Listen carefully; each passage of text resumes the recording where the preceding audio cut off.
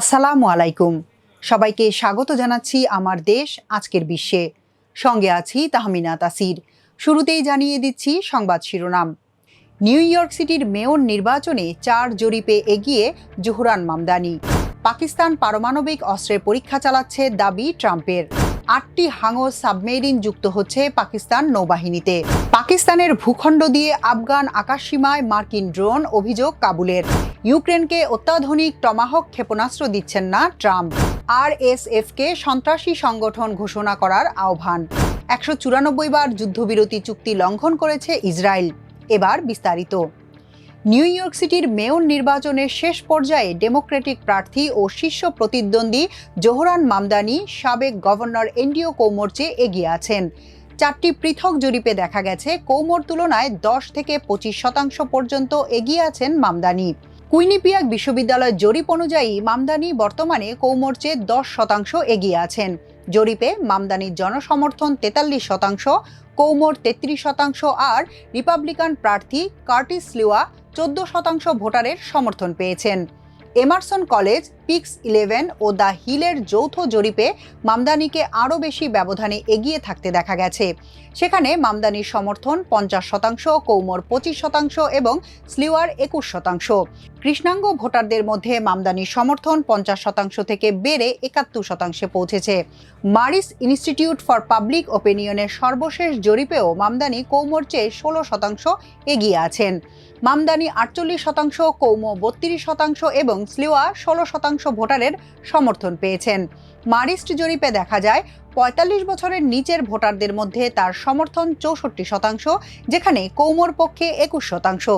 তবে 45 বছরের ঊর্ধ্বে ভোটারদের মধ্যে প্রতিদ্বন্দ্বিতা প্রায় সমান। কুইমোর 39% আর মামদানি 38% জনসমর্থন পেয়েছেন। সাফক বিশ্ববিদ্যালয়ের জরিপে জোহরান মামদানির সঙ্গে কুইমোর জনসমর্থনের পার্থক্য 10 পয়েন্টে নেমে এসেছে। এই জরিপে দেখা গেছে 44% ভোটার মামদানির প্রতি এবং 34% কুইমোর প্রতি সমর্থন জানিয়েছেন। অন্যদিকে স্লিওয়ার প্রতি সমর্থন জানিয়েছেন 11% ভোটার। মার্কিন প্রেসিডেন্ট ডোনাল্ড ট্রাম্প দাবি করেছেন যেসব দেশ পারমাণবিক অস্ত্র পরীক্ষা করছে তাদের মধ্যে পাকিস্তানও আছে। সিবিএস নিউজকে দেয়া এক সাক্ষাৎকারে এমনটা বলেছেন তিনি। অনুষ্ঠানে ট্রাম্পকে তার পারমাণবিক বোমা পরীক্ষার সাম্প্রতিক নির্দেশনা সম্পর্কে জিজ্ঞাসা করা হয়। এর জবাবে তিনি বলেন, উত্তর কোরিয়া, রাশিয়া, চীন এই পরীক্ষা চালাচ্ছে, পাকিস্তানও পরীক্ষা করছে, কিন্তু তারা তা প্রকাশ করছে না। সম্প্রতি সামাজিক মাধ্যমের এক পোস্টে ট্রাম্প যুক্তরাষ্ট্রের প্রতিরক্ষা বিভাগকে তাৎক্ষণিকভাবে পারমাণবিক অস্ত্র পরীক্ষা ফের শুরু করার নির্দেশ দিয়েছিলেন। সাক্ষাৎকারে এই বিষয়টি নিয়ে জানতে চাইলে তিনি বলেন, অন্যান্য দেশের চেয়ে বেশি পারমাণবিক অস্ত্র আছে আমেরিকার। এটি নিষ্কাশন প্রসঙ্গে কিছু করা উচিত। বিষয়টি রাশিয়ার প্রেসিডেন্ট ভ্লাদিমির পুতিন এবং চীনের প্রেসিডেন্ট শি জিনপিং এর সঙ্গেও আলোচনা করেছেন তিনি। পাকিস্তান নৌবাহিনী আশা করছে তাদের প্রথম চীনা নকশার সাবমেরিন আগামী বছর অর্থাৎ 2026 সালে উদ্বোধন হবে। তথ্যটি চীনা রাষ্ট্রীয় গণমাধ্যমকে জানিয়েছেন পাকিস্তান নৌবাহিনীর প্রধান অ্যাডমিরাল নাভিদ আশরাফ। তিনি বলেন, 2028 সালের মধ্যে 8টি হাঙর শ্রেণীর সাবমেরিন পাকিস্তান নৌবাহিনীতে যুক্ত করার চুক্তি সুষ্ঠুভাবে এগিয়ে যাচ্ছে। অ্যাডমিরাল আশরাফ আরও জানান, চলতি বছরের শুরুর দিকে চীনে দ্বিতীয় ও তৃতীয় সাবমেরিনের সফল উদ্বোধন দুই দেশের নৌ সহযোগিতার ক্ষেত্রে একটি বড় মাইলফলক হিসেবে দেখা দিবে। এই ব্রিগেডকে চীন পাকিস্তান নৌবাহিনীর সহযোগিতার ক্ষেত্রে আরেকটি বড় সাফল্য মনে করছেন পাকিস্তান নৌবাহিনী প্রধান। তার ভাষায় এগুলো সবচেয়ে আধুনিক সারফেস কমব্যাটেন্টের মধ্যে অন্যতম। ইতোমধ্যেই পাকিস্তান চীনের হুবেই প্রদেশের ইয়াংজি নদীতে 3টি সাবমেরিন উদ্বোধন করেছে। পাকিস্তানি ভূখণ্ড দিয়ে মার্কিন ড্রোন আফগান আকাশসীমায় প্রবেশ করছে বলে অভিযোগ করেছে আফগানিস্তান। আফগান সরকারের মুখপাত্র জাবিউল্লাহ মুজাহিদ এই অভিযোগ জানান। পাকিস্তানের ভূমি আফগানিস্তানের বিরুদ্ধে ব্যবহার করতে না দেওয়ারও আহ্বান জানিয়েছে কাবুল। জাবিউল্লাহ মুজাহিদ বলেন, পাকিস্তান যেমন চায় আফগানিস্তানের মাটি যেন তাদের বিরুদ্ধে ব্যবহার করা না হয়, তেমনি আফগানিস্তানের প্রতিনিধিরা ইস্তানবুলে আলোচনার সময় ইসলামাবাদকে অনুরোধ করেছেন তাদের ভূমি এবং আকাশসীমা যেন আফগানিস্তানের বিরুদ্ধে ব্যবহার করা না হয়। তিনি বলেন, যুক্তরাষ্ট্রের ড্রোনগুলো আফগানিস্তানের আকাশসীমায় আসছে এবং এদেশের আকাশসীমা লঙ্ঘন করছে। এটি উচিত নয়। পাকিস্তান এখানে অসহায়, তারা এটি বন্ধ করতে পারবে না। স্বাভাবিকভাবেই এটিকে এক ধরনের অক্ষমতা হিসেবে দেখা উচিত। তিনি আরও বলেন, যারা একসময় আফগানিস্তানের সঙ্গে সংঘাতে জড়িয়েছিল অথবা বাগরাম নিয়ন্ত্রণের উচ্চাকাঙ্ক্ষা পোষণ করত, তারা এখন চাপ ও উস্কানির মাধ্যমে আঞ্চলিক অস্থিতিশীলতা তৈরি করতে চাইছে। ইউক্রেনকে অত্যাধুনিক টমাহক ক্ষেপণাস্ত্র দিতে রাজি হলেন না যুক্তরাষ্ট্রের প্রেসিডেন্ট ডোনাল্ড ট্রাম্প। তিনি বলেছেন, তিনি যুদ্ধ আরও জটিল করতে চান না, যদিও ভবিষ্যতে সিদ্ধান্ত পরিবর্তনের ইঙ্গিত দিয়ে রেখেছেন মার্কিন এই প্রেসিডেন্ট। রোববার সাংবাদিকদের সঙ্গে কথা বলার সময় ট্রাম্প বলেন, তিনি এমন কোনো চুক্তি বিবেচনা করছেন না যা ইউক্রেনকে রাশিয়ার বিরুদ্ধে ব্যবহারের জন্য টমাহক ক্ষেপণাস্ত্র পেতে সহায়তা করবে।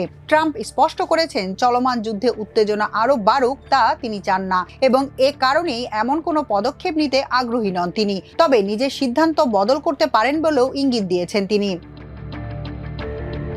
সুদানের উত্তর দারফুরের রাজধানী এল ফাশারে আধা সামরিক বাহিনীর র্যাপিড সাপোর্ট ফোর্সেসের বিরুদ্ধে ভয়াবহ হত্যাযজ্ঞ চালানোর অভিযোগ উঠেছে। শহরটি দখলের পর থেকে গণহত্যা, লুটপাট ও যৌন সহিংসতার খবর পাওয়া যাচ্ছে। সুদানে মিশরের রাষ্ট্রদূত ইমাদ এলদিন মুস্তফা আদাওয়ি কায়রোতে এক সংবাদ সম্মেলনে বলেন, আরএসএফ এল ফাশারে যুদ্ধাপরাধ করেছে যা গণহত্যা শামিল। তিনি অভিযোগ করেন, সংযুক্ত আরব আমিরাত আরএসএফকে অস্ত্র ও অর্থ সহায়তা দিচ্ছে। তবে আমিরাত এই অভিযোগ অস্বীকার করেছে। রাষ্ট্রদূত বলেন, আন্তর্জাতিক সম্প্রদায়কে এখনই পদক্ষেপ নিতে হবে। তিনি আরএসএফকে সন্ত্রাসী সংগঠন ঘোষণা করার আহ্বান জানান। পাশাপাশি জানান, ইউএই আলোচনায় থাকলে সুদান শান্তি আলোচনায় অংশ নেবে না তারা। 10 অক্টোবর থেকে কার্যকর হওয়া গাজা যুদ্ধবিরতি চুক্তি 194 বার লঙ্ঘন করেছে ইসরায়েলি সেনাবাহিনী। রোববার গাজার সরকারি গণমাধ্যম কার্যালয় এ তথ্য জানিয়েছে। ইসরায়েলের যুদ্ধবিরতি ভঙ্গের বিষয়ে মধ্যস্থতাকারীদের কাছে প্রতিদিনই প্রতিবেদন জমা দেওয়া হয় বলে জানিয়েছে গাজা কর্তৃপক্ষ। গাজার সরকারি গণমাধ্যম জানিয়েছে, এসব লঙ্ঘনের মধ্যে রয়েছে তথাকথিত ইয়েলো লাইন অতিক্রম করে ইসরায়েলি বাহিনীর অনুপ্রবেশ, চিকিৎসা সরবরাহ, ওষুধ এবং তাঁবু গাজায় প্রবেশ বন্ধ করা। পাশাপাশি গুলি, গোলাবর্ষণ এবং সামরিক অনুপ্রবেশ তো রয়েছেই। গাজার সরকারি গণমাধ্যম কার্যালয়ের পরিচালক বলেন, চুক্তি কার্যকর হওয়ার পর থেকে এখন পর্যন্ত দখলদার বাহিনী 194 বার যুদ্ধবিরতি লঙ্ঘন করেছে। আমরা আশা করেছিলাম এই চুক্তি স্বস্তি বয়ে আনবে। তিনি আরও বলেন, তারা এই লঙ্ঘনের বিষয়ে মধ্যস্থতাকারীদের কাছে প্রতিদিন প্রতিবেদন জমা দিচ্ছেন। এখনকার মতো এ পর্যন্তই। সবাই ভালো থাকুন, সুস্থ থাকুন আমার দেশের সঙ্গে। চ্যানেলটি ভালো লাগলে সাবস্ক্রাইব করুন। আল্লাহ হাফেজ।